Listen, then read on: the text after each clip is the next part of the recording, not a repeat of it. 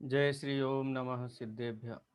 नमो अर्हन्ताणं, नमो सिद्धाणं, नमो आयरीयाणं, नमो वज्झायाणं, नमो लोये सव्वसाहूणं। वन्दित्तु सव्वसिद्धे दोमचलमणोवं गदिं पत्ते। वोच्छामि समय पाहुड मिणमो सुध केवली भणिदम्। नमः समय साराय स्वानुभूत्या चकासते चित्स्वभावाय भावाय सर्वभावांतरच्छिदे। 46वें नंबर के कलश पर अपनी चर्चा चल रही है, जिसमें कल हमने आचार्य अमृतचंद्र देव कृत मूल कलश पढ़ा था। आज पंडित बनारसी दास जी ने जो उसका पद्यानुवाद किया है नाटक समय सार में, उसका पाठ करेंगे और उसके बाद आगे की चर्चा करेंगे। पुस्तक दिखाई दे रही है सभी लोगों को? जी सर। हाँ जी। 48 नंबर का कलश में 46 बोलिएगा सर। कलश में आचार्य देव कहते हैं कि इस प्रकार पर द्रव्यों से परम निवृत्ति लेकर और अपने परम विज्ञान घन स्वभाव में निसंक होकर, निर्भय होकर, आस्तिक नुमान माने आश्रित उसका आश्रय लेकर उसमें स्थित होकर अज्ञान के कारण उत्पन्न होने वाले कर्ता कर्म प्रवृत्तियों के क्लेश को निवृत्त होता हुआ स्वयं ज्ञानी भूय, स्वयं ज्ञानी होते हुए जगत साक्षी, स्वयं ज्ञानी होते हुए और सारा जगत साक्षी मात्र है, किसी भी जगत के पर पदार्थ के प्रति इष्ट अनिष्ट बुद्धि नहीं है, ऐसा पुराण पुमान परम पुरुष परमात्मा कारण परमात्मा ऐसा आत्मा ज्ञानी होकर के प्रकाशित होता है। माने इस प्रकार से वो आश्रमों से निवृत्त होकर के अत्यंत शुद्धता को प्राप्त होता है। इसका हम अनुवाद पढ़ते हैं पंडित बनारसी दास जी कृत।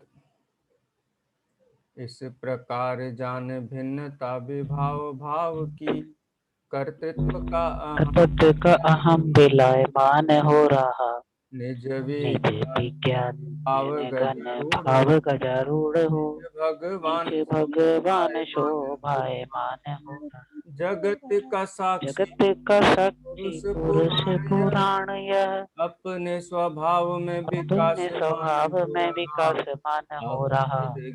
औसत ज्ञानवंत दृष्टिवंत यह पुमान, जगमग ज्योति में प्रकाशमान हो रहा। यहाँ पर एक शब्द बस अलग है इसमें, विज्ञान घन भाव गजारूढ़ हो। विज्ञान घन भाव के हाथी पर चढ़ करके, बाकी अनुवाद वैसा ही है। इस प्रकार जान भिन्नता विभाव भाव की, जो पर द्रव्यान निवृत्ति पराम, यहाँ पर पंडित बनारसी दास जी उसको विभाव भाव के रूप में संबोधित करते हैं। विभाव भाव है, रागादि भाव हैं, और वहां पर द्रव्य, रागादि भाव को पर द्रव्य कहा आचार्य अमृतचंद्र देव ने। और ये अज्ञानी जीव उसके कर्तृत्व में विलायमान हो रहा है, माने राग द्वेष आदि भावों में अहम बुद्धि करता है, उनको अपना मानता है, अपना भाव मानता है, उनका कर्ता और भोक्ता होकर के परिणमित होता है।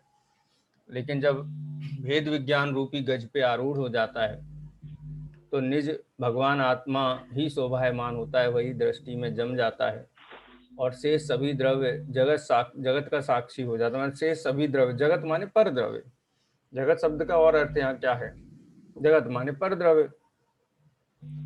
जगत में सर्व पदार्थ ज्ञेय हैं और ज्ञेय को दो भागों में विभाजित किया जाता है, एक स्वज्ञेय और एक परज्ञेय। तो स्वयं तो विज्ञान घन स्वभाव रूप ज्ञेय है और शेष सभी हैं वो पर द्रव्य हैं, तो उनका साक्षी भाव रूप होकर के परिणमित होता है। किसी भी द्रव्य के प्रति इष्ट अनिष्ट बुद्धि ना होने से कसाय जन्य आकुलता नहीं है, अपने स्वभाव में विकासमान हो रहा। और ये विकासमान शब्द यहाँ लिया, जितना जितना विज्ञान घन होता जाता है उतना उतना आश्रमों से निवृत्त होता जाता है। माने एक बार जीवन में भेद विज्ञान की लौ जागृत हो जाए फिर वो निरंतर चलती रहती है, वो कभी रुकती नहीं है, बुझती नहीं है। जगमग ज्योति प्रकाशमान हो रहा ऐसा निज स्वभाव पर्याय में निरंतर प्रकाशित होता रहता है। पर्याय विभाव भावों को अपना रूप स्वीकार नहीं करती है, ज्ञान ज्योति को ही अपना रूप स्वीकार करती है, इसलिए पर्याय भी प्रकाशमान होती हुई दिखाई देती है। चलिए इसको अब रीड करेंगे। ये विषय तो हम काफी विस्तार से चर्चा कर ही चुके हैं 3-4 दिन से, इसको आगे अब रीड करेंगे। जिन्होंने नहीं पढ़ा है, मेरे ख्याल से सबका पढ़ना तो सबका हो ही गया है। कौन पढ़ेगा? किरण जी भोपाल पढ़ लिया था कल आपने? चलिए हेमलता जी आप पढ़िए। सर मैं पढ़ूं क्या? सर यहाँ से पढ़ना उक्त छंदों में। इस प्रकार पूर्वोक्त विधि, यहाँ से स्क्रीन पे दिख रहा है कर्सर? सर मैं पढ़ूं क्या? पढ़िए। इस प्रकार पूर्वोक्त विधि के अनुसार पर द्रव्यों से सर्व प्रकार से उत्कृष्ट निवृत्ति करके तत्काल ही अपने विज्ञान घन स्वभाव पर निर्भयता से आरूढ़ होता हुआ, स्वयं का आश्रय करता हुआ, स्वयं को निशंकतया अभिभाव में स्थित करता हुआ तथा ज्ञान से उत्पन्न हुई कर्ता कर्म की प्रवृत्ति से उत्पन्न क्लेशों से निवृत्त होता हुआ, स्वयं ज्ञानी होता हुआ, जगत का साक्षी ज्ञाता दृष्टा पुराण पुरुष भगवान आत्मा अब प्रकाशित हो रहा है। कलश की अंतिम पंक्ति में यह कहा गया है कि ज्ञानी भूत इतस चकास्ती, यह भगवान आत्मा ज्ञानी होकर अब यहाँ प्रकाशमान हो रहा है और आगामी गाथा में ज्ञानी की पहचान बताई गई है। इस प्रकार यह कलश आगामी गाथा की भूमिका भी बांधता है और पर प्रवृत्ति की उत्कृष्ट निवृत्ति की बात कर पिछली गाथाओं का उपसंहार भी करता है। पंडित बनारसी दास जी ने समयसार नाटक में इस छंद का भावानुवाद इस प्रकार किया है।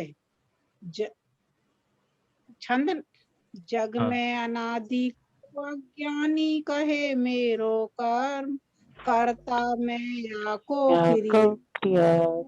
प्रतिपाकी है। एक सेकंड सवैया एक तीसा है, इसको थोड़ा लय में पढ़ते हैं। जग में अनादि को अज्ञानी कहे कर्म मेरो कर्म, कर्ता में या को प्रतिपाकी है। अंतर सुमति योग शोभयो ममता मिटाई पर जाई बुद्धि न की, निर्भय स्वभाव लीनो अनुभव लीनो व्यवहार दृष्टि निहृदय में राखी, भरम चोरी तोरी धर्म को भयो धोरी, परम सो प्रीति जोरी कर्म को साखी है। ये जो चर्चा आई है इसको पद्यानुवाद के रूप में यदि हम देखें तो अज्ञानी जीव से ज्ञानी होने की क्या यात्रा है, वो यात्रा यहाँ पे बताई है कि जो अनादिकाल से अज्ञानी जीव जगत में परिभ्रमण कर रहा है वो कहता है कर्म मेरा है। अब कौन से कर्म की बात है? तो यह मूल रूप से तो आश्रव भावों की बात है। आश्रव भाव माने मोह राग द्वेष परिणाम, जो भाव आश्रव है उनकी मुख्यता से बात है कर्ता कर्म अधिकार में। तो अज्ञानी जीव ये मोह राग द्वेष को ही अपना स्वरूप समझता है। कर्ता में या को, मैं स्वयं इनका करता हूँ, मैं क्रोधी हूँ, मानी हूँ, लोभी हूँ, कसाई हूँ। या को क्रिया को प्रतिपाकी है और वो पक्षपाती है। ये इसका पक्ष है। पक्ष का मतलब उसको ये अच्छे लगते हैं। रागादि प्रगट जे दुख देन तिन्हीं को सेवत गिनत चैनी, रागादि भाव इसको बहुत पसंद है। इनके बिना ये इसको ऐसा लगता है कि बहुत बोर हो गए, कुछ है ही नहीं करने को। राग द्वेष की प्रवृत्ति में ही इसको शांति लगती है, लेकिन वास्तव में वो आकुलता और दुखमय है, कुछ पहचानता नहीं है। फिर क्या होता है, श्री गुरु के प्रसाद से भेद विज्ञान के कारणभूत वस्तु के स्वरूप का परिचय होता है। तो अंतर सुमति भासी, तो वो सुमति जागृत होती है, अंतरंग का भास होता है, देखता है। जोग सो भयो उदासी, और ये मन वचन काय की प्रवृत्ति में ये जो जीव लगा हुआ था, मनोयोग, वचन योग और काय योग में, उससे निवृत्त हो जाता है। अंतर सुमति माने अंतर जो ज्ञान है, उस अंतरंग ज्ञान का आकर्षण हो जाता है और मन वचन काय की प्रवृत्ति के प्रति उदास हो जाता है, क्योंकि मन वचन काय की प्रवृत्ति में आकुलता बहुत है। ममता मिटाई, और जो ममत्व भाव है उसको उपशमित कर दिया भेद विज्ञान के बल से। परजाय बुद्धि नाकी है, और परजाय बुद्धि माने पर्याय बुद्धि का नाश कर दिया। द्रव्य दृष्टि हो गया तो पर्याय जो बुद्धि है, हर द्रव्य किसी को छोटा देखता है, किसी को बड़ा देखता है, किसी को दुखी देखता है, किसी को सुखी देखता है। पर्याय दृष्टि वाला जीव है वो हमेशा दुखी रहता है। द्रव्य दृष्टि वाला जीव कभी दुखी नहीं होता, क्योंकि द्रव्य दृष्टि करने वाले जीव को आकुलता नहीं होती है, किसी पर का आकर्षण नहीं रहता है, क्योंकि द्रव्य स्वभाव तो सबका एक जैसा है, किसके अपनापन करें, किसको छोड़ें।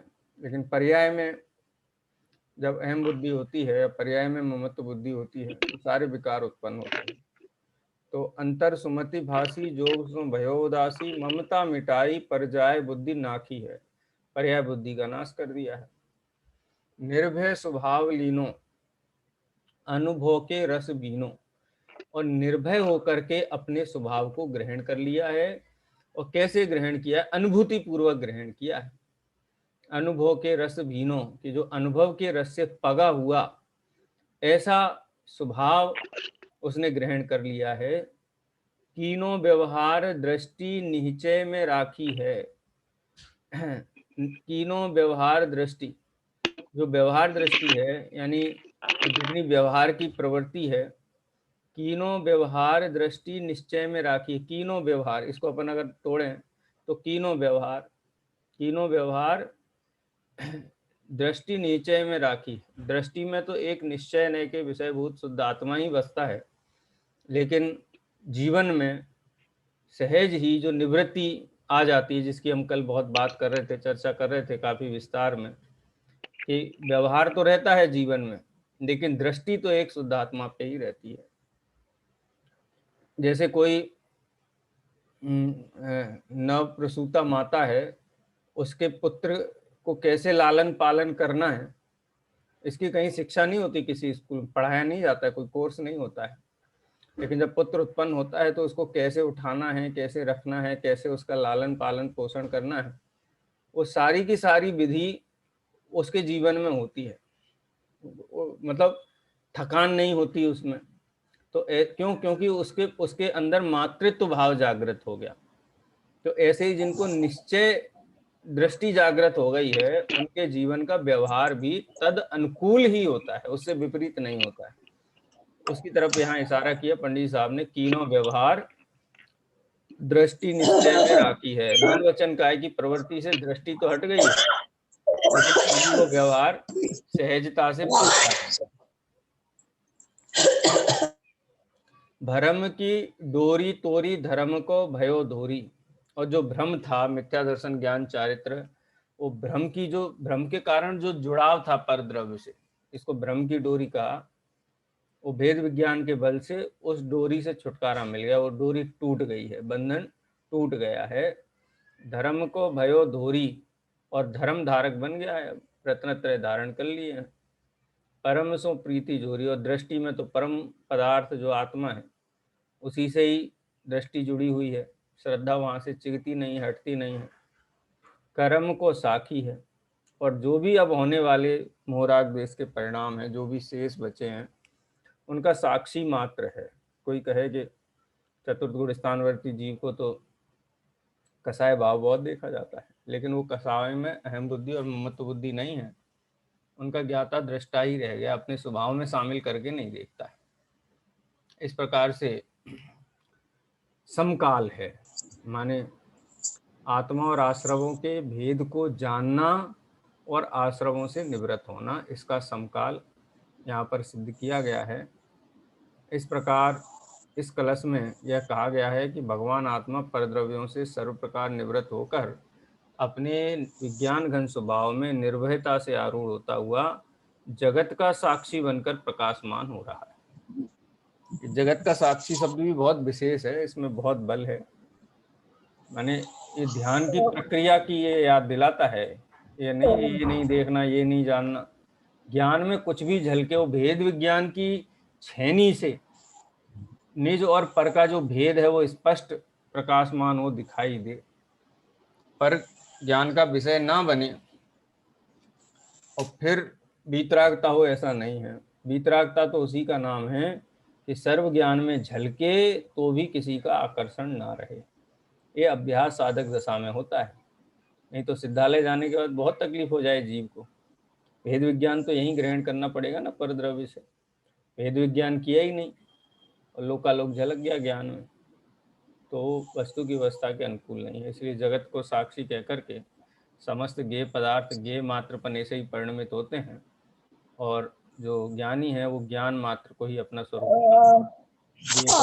नहीं मानता है। ठीक है, इस प्रकार से ये समकालत्व की सिद्धि यहाँ पर की गई है। आज 75वीं गाथा अपन प्रारंभ करते हैं।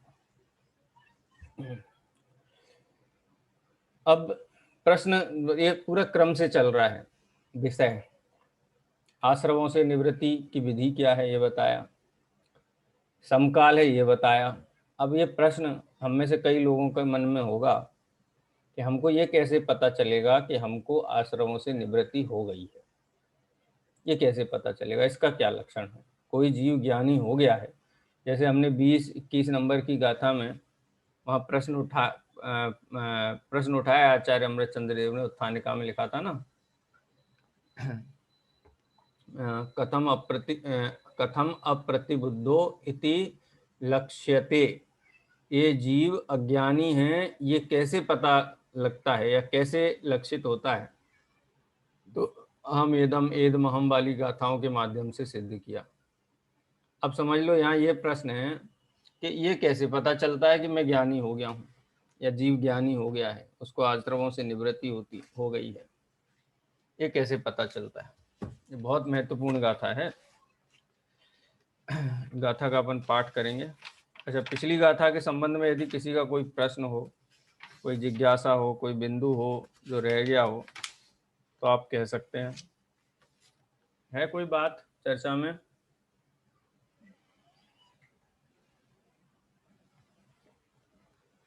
पिछहत्तरवीं गाथा की उत्थानिका क्या है, ये तो समझ में आया कि कोई जीव ज्ञानी हो गया, ये कैसे पता लगे।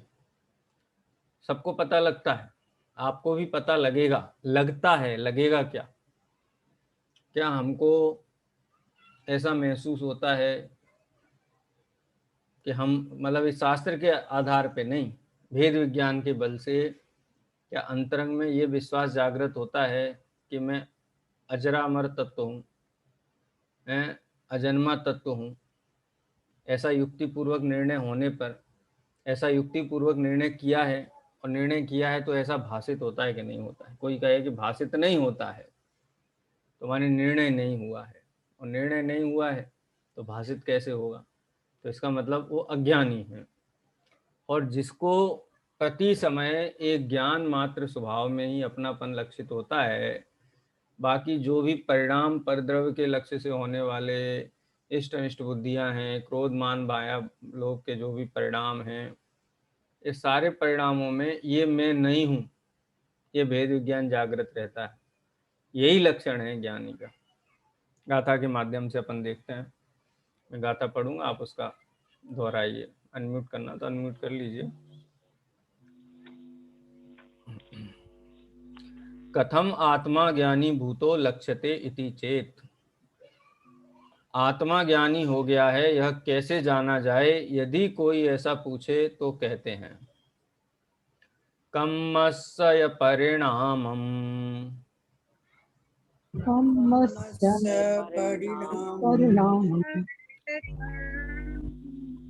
कम्मस्य यतहेव परिणामम्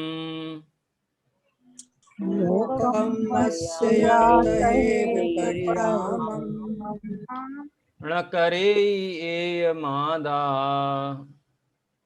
न करे मादा जो जान दिसो हवदीणाणी।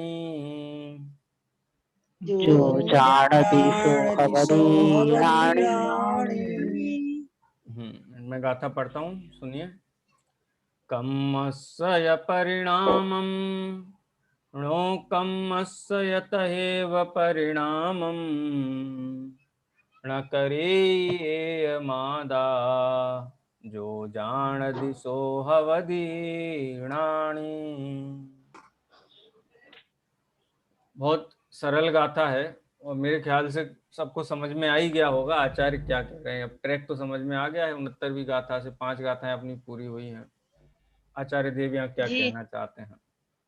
कम्मस्य या परिणामम, कम्मस्त माने कर्म के। कर्म के अब यहाँ परिणाम। कर्म का मतलब क्या है ये समझ लीजिए। कर्म का मतलब यहाँ भाव कर्म से है मूल रूप से, तो क्योंकि उसी ट्रैक पे आचार्य देव चल रहे हैं। और द्रव्य कर्म और भाव कर्म दोनों भी लो तो उसमें कोई आपत्ति नहीं है, लेकिन द्रव्य कर्म एक शास्त्रीय शब्द है। लेकिन क्रोधादि भावों का अनुभव तो जैन हो अजैन हो सभी जीवों को है ही। संगी पंचेंद्रिय जीव तो पहचानते ही हैं कम से कम कि ये परिणाम मेरा क्या है।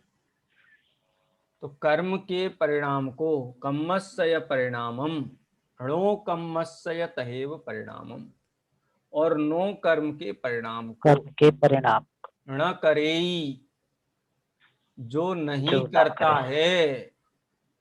एयम आदा, ऐसा आत्मा, मात्र जानता। ऐसा आत्मा क्या करता है? जो जानदी, जो जानता मात्र है। सो हवदी रानी, ज्ञानी किसे कहते हैं? जो जाने सो ज्ञानी। यार आप बहुत ज्ञानी हो। क्यों? तो हम तो जानते हैं, हम पढ़ते ही नहीं चक्कर में किसी के। जो चक्कर में पढ़ता है उसको सब क्या कहते हैं? ज्ञानी कहते हैं, अज्ञानी कहते हैं। और जो किसी के चक्कर में नहीं पड़ता उसको ज्ञानी कहते हैं। ये तो सारी दुनिया जानती है इस बात को। इसको समय इसके लिए समयसार पढ़ने की जरूरत नहीं है, दृष्टि को सूक्ष्म करने की जरूरत है। जो व्यक्ति प्रपंच में नहीं पड़ता है, तटस्थ रहता है, फूलता नहीं है, अकड़ता नहीं है, सिकुड़ता नहीं है, वो जीव क्या है? वो ज्ञानी है। क्यों? क्योंकि वो ना तो कर्म के परिणाम का कर्ता बनता है और ना नो कर्म के परिणाम का कर्ता बनता है। मैंने ये 5 करोड़ का बंगला बनाया, क्या होगा? बंगले की किसी नाली में 2 इंद्री जाकर के पैदा हो जाएगा। क्योंकि बंगला क्या है? कौन सा है? कर्म है कि नो कर्म है? नो कर्म। नो कर्म है। नो कर्म का कर्ता होकर के परिणमित होता है तो अज्ञानी है। मैंने खाना बनाया, मैंने व्यापार किया है, मैंने मंदिर बनाया, मैंने भगवान का अभिषेक किया। ये भी बड़ा है। मंदिर में जाओ, बोले कोई नहीं आता पंडित जी यहाँ पे, हम नहीं होना तो भगवान बासे बैठे रहे। वो भगवान ये कहते हैं कि तू जो कर्ता बनता है ना, ये अज्ञान है, अकर्ता रहे। बोलो भगवान महावीर को चिंता नहीं थी इस बात की अभिषेक होगा कि नहीं होगा? हैं? सोचते कि हम चले जाएंगे सिद्धालय, या किसी ने अभिषेक नहीं किया तो, हैं, अभिषेक रुक गया तो, भगवान की पूजा नहीं की किसी ने तो, हम नहीं होंगे तो कैसे चलेगा धर्म? पंचम काल के अंत तक कैसे जाएगा? वो नहीं जाते, यहीं रहते। अरे भाई, ये नो कर्म ही है। चाहे देखो सारी दुनिया में अशुभ कार्यों के कर्ता को छोड़ने का उपदेश बहुत है, लेकिन उसका कर्तापन छोड़ने का उपदेश कोई नहीं देता। मैं कर ही नहीं सकता हूं। ऐसे ही शुभ कार्य जिनको हम शुभ प्रवृत्ति कहते हैं, शुभ योग, श्रद्धा में ये चीज कैसे आए? हैं, वस्तु तत्व का विचार ना हो, इस बात श्रद्धा में आए कैसे? कान में ही नहीं पड़ी कभी। तो सारा बिल्कुल मदोन्मत्त हाथी की तरह घूमता है। पहले दुकान धंधे का कर्ता बन के बैठा रहा, अब उम्र हो गई है, लोकलाज के भय से, पड़ोसियों के भय से, समाज के भय से अब दुकान पे नहीं जाते। क्या करते? अब मंदिर का हिसाब संभालते हैं। दुकान का हिसाब छोड़ के मंदिर का हिसाब संभालते हैं। पहले बच्चों को नहलाते थे, अब बच्चे बड़े बड़े हो गए हैं, अब किसको नहलाएं? तो अब भगवान को नहलाते हैं मंदिर में जाकर के। लेकिन कर्ता बुद्धि नहीं छूटती है। और ज्ञानी का लक्षण ये है कि जो कर्म और नो कर्म के परिणाम का ज्ञाता है, कर्ता नहीं है, वो ज्ञानी है। जो ज्ञाता है सो ज्ञानी है, जो करता है सो अज्ञानी है। अब करता है, अगर ये कर्ता माने तो कर सकता है कि नहीं कर सकता है? अगर कर सकता होता तो करने वाले को अज्ञानी नहीं कहते क्या?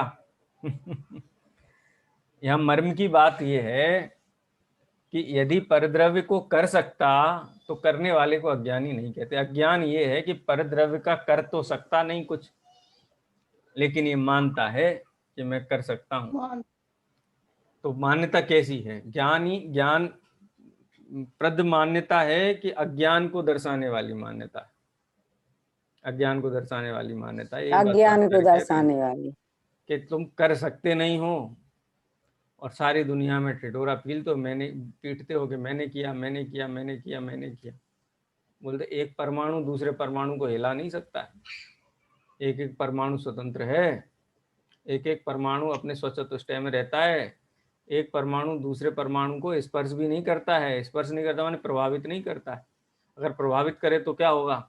परमाणु का स्वरूप नष्ट हो जाएगा। आत्मा अगर परद्रव्य का करता हो तो परद्रव्य में परिणमित हो जाएगा, परद्रव्य आत्मा में परिणमित हो जाएगा। तो कौन आत्मा है कौन जड़ है ये निर्धारित करना मुश्किल हो जाएगा।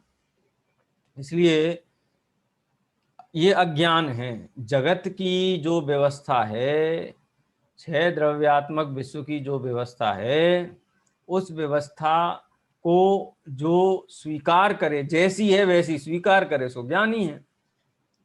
और जैसी है वैसी स्वीकार नहीं करे, उसमें अपनी टांग अड़ाए, अपने हिसाब से माने मैं करता हूं करता हूं करता हूं, कर तो कुछ सकता नहीं है, लेकिन माने मैं करता हूं करता हूं करता हूं, यही उसका अज्ञान भाव है। तो ज्ञानी का लक्षण ये है कि जो वस्तु का स्वभाव है उसको स्वीकार करके कर्म का और नो कर्म का अकर्ता बन करके रहता है, मात्र ज्ञाता रहता है, ये उसका ज्ञान भाव है। मात्र ज्ञाता दृष्टा रूप परिणमित होने से उसको किसी भी प्रकार की कसाय आकुलता दुख नहीं है। ये तो दुनिया में भी कहते हैं ना, जो करता है सो मरता है, जो करेगा सो मरेगा। तो किसको मरना है? हमको तो नहीं मरना है, तो हम तो ज्ञाता दृष्टा रूप रहेंगे।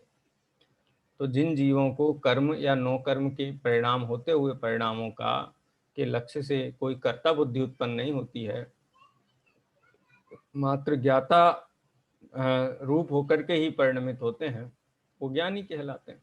आचार्य कुंद देव इतने सरल शब्दों में समझा रहे, इससे और सरल क्या होगा बता? हैं? ये कर्म और नो कर्म में सारा ब्रह्मांड आ गया इसमें। जीव के विभाव भाव और परद्रव्य, सारा का सारा परद्रव्य इसमें। नो कर्म शब्द में इतना वजन है। शरीर और शरीर से संबंधित पदार्थ, जिस जिस पदार्थ की भूतकाल में हमें इच्छा हुई, वर्तमान में हो रही है, भविष्य में होगी, वो सब नो कर्म है। सिद्ध भगवान को नो कर्म नहीं होते, ज्ञान में सब झलकता है, तो भी एक नो कर्म नहीं। हमारे ज्ञान में अल्प ये ही झलकते हैं, लेकिन वो हमारे नो कर्म बन जाते हैं, क्योंकि हम उनके कर्ता बनते हैं, उनके ज्ञाता दृष्टा होकर के परिणमित नहीं होते। बहुत सुंदर गाथा है, इसका हिंदी अनुवाद पढ़ते हैं, डॉक्टर साहब ने जो लिखा है।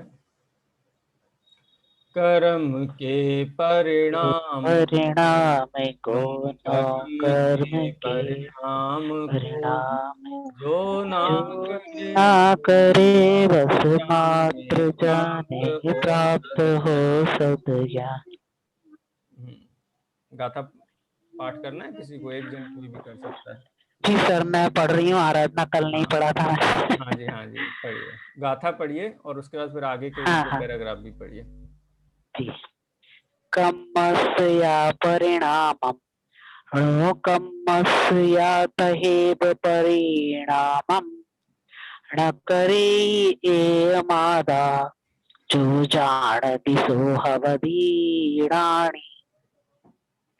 जो आत्मा इस कर्म के परिणाम को तथा नौ कर्म के परिणाम को करता नहीं है, मात्र जानता ही है, वह ज्ञानी है।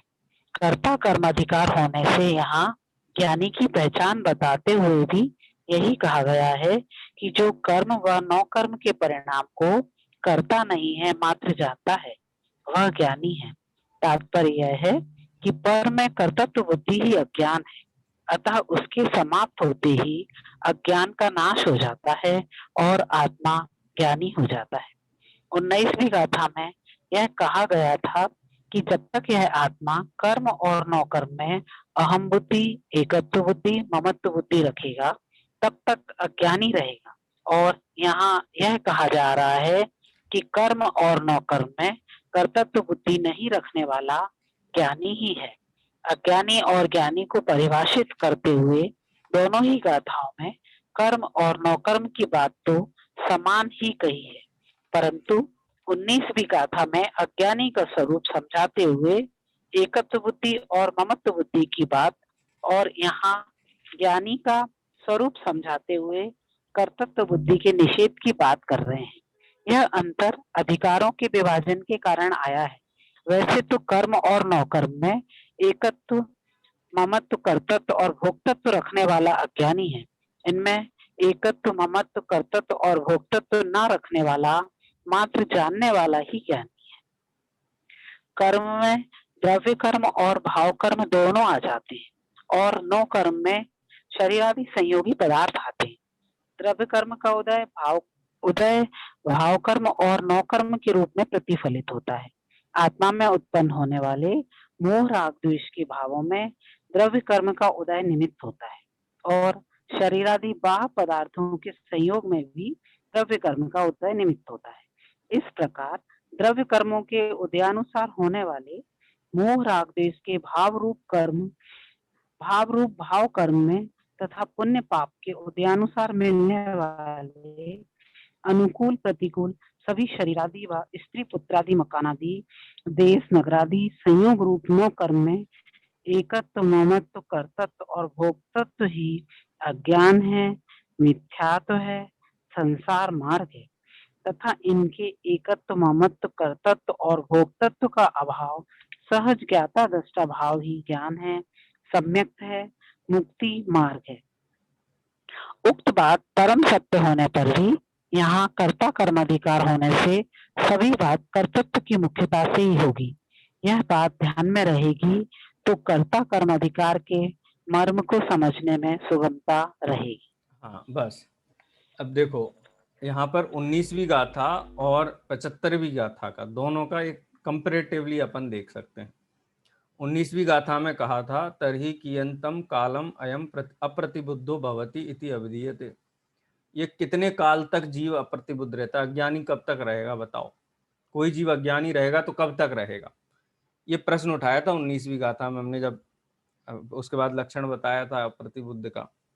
तो आचार्य ने कहा था कम्मेणो कम्मम ही य अहमिदि अहकम च कम्मणो कम्मम जा ऐसा खलु बुद्धि अपरिबुद्धो हवदि ताव। जा ऐसा, यावत जब तक ऐसी बुद्धि रहेगी, अपरिबुद्धो अवधि तावत, तब तक ये अप्रतिबुद्ध अज्ञानी रहेगा। कैसी बुद्धि रहेगी? कम में, नो कम ही, कर्म में और नो कर्म में।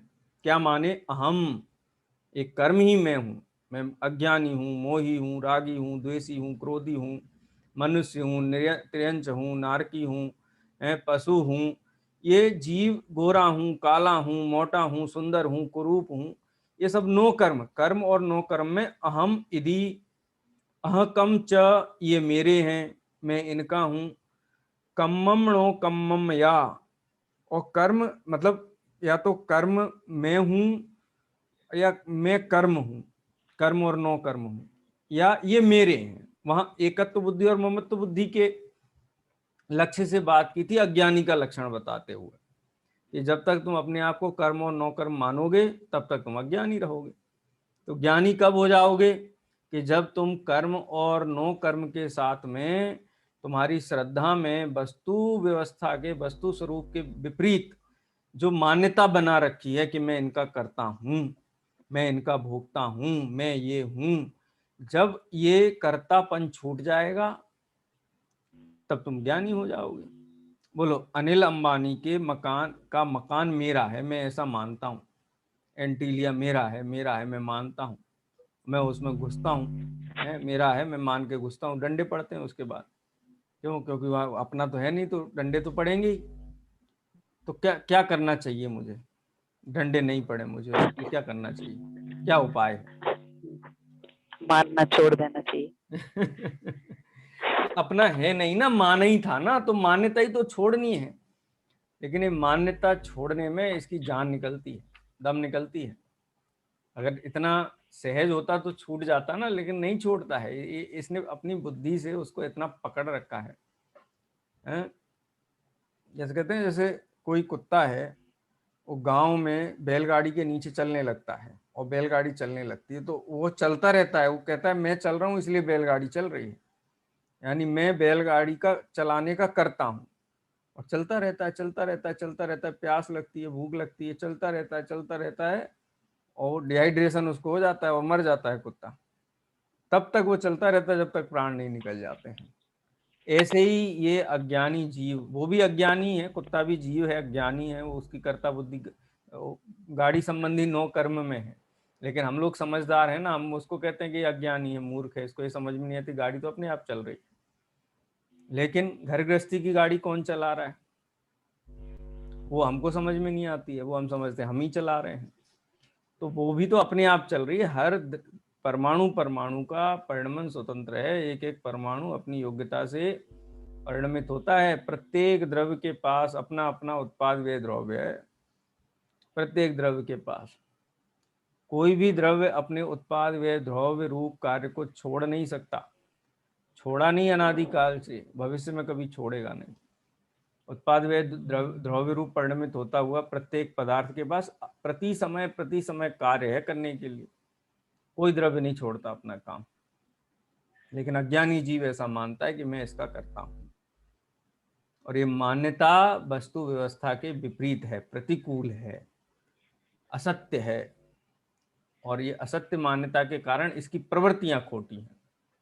खोटी प्रवृत्ति का मूल तो यही है ना, यही अज्ञान है ना। मुकेश अंबानी के मकान में घुसने की प्रवृत्ति क्यों करता है? ये मेरा है ऐसा मानता है।